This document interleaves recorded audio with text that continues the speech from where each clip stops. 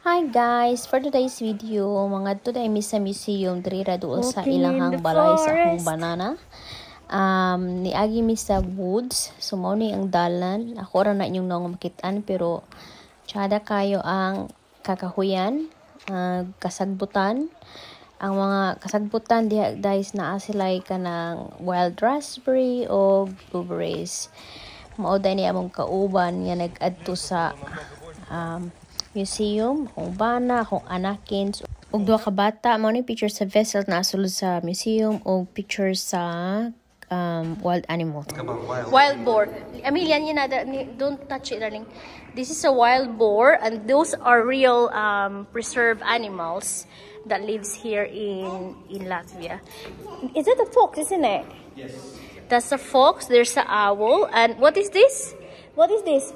Sushka. Basta langgam na, wala ko kabalun sa ngalan. No. They have like a crow, a bobcat, and they also have a wolf here.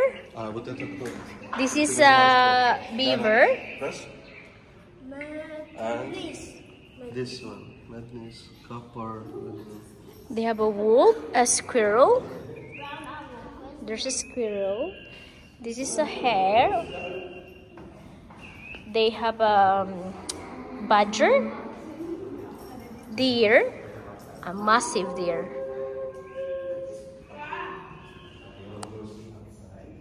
So mo ni ilang mga animals nga nagpuyo diri sa Latvia, mga gipang-preserve nila ni dahil butang nila sa museum para na ay makita ang mga tao ug unsa jud ay napod sila gibutang diri nga mga Liana, sa mga this is a real wolf, Liana. Diba? Tsada kayo no.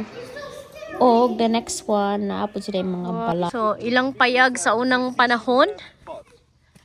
What do they have here? They're storing some fishing stuff. Gamit nila for fishing. Nadari.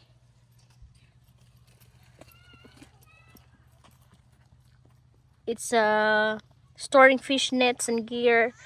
Built in 1920 and 1921. Diba? Tsada kaayo. Grabe ka preserved. Tiguang na kayo ni siya nga payag.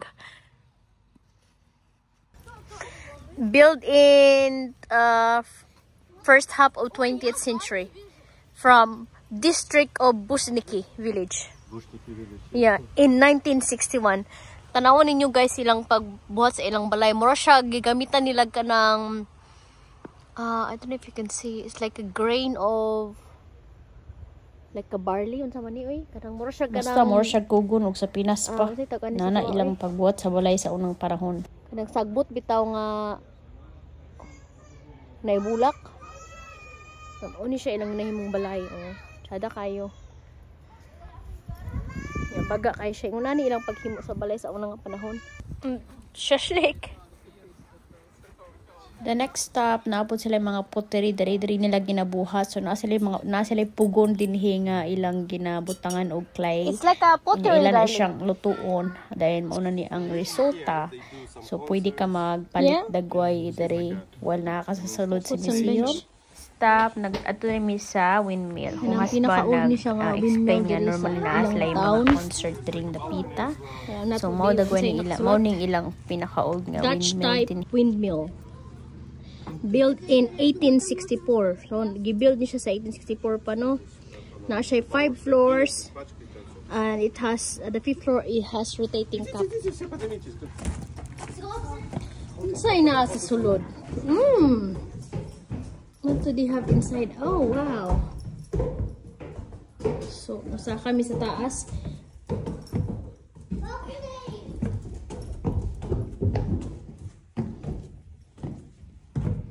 Mechanism sa sulod. Para motuyok ang windmill. And this is the view from outside. It's so pretty. Look at this.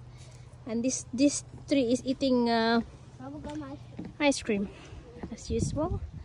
So this is how it looks like right on top. Ice cream. Yung kani made of wood siya. Tanan. Look at the view guys. Siya na kayo. No? Dili ra siya tantong kuan lalom. Guys, mauna ni atong tour sa ilang museum. Wala na ako gipakita ang uban pa. Magbuhat ako mga short videos.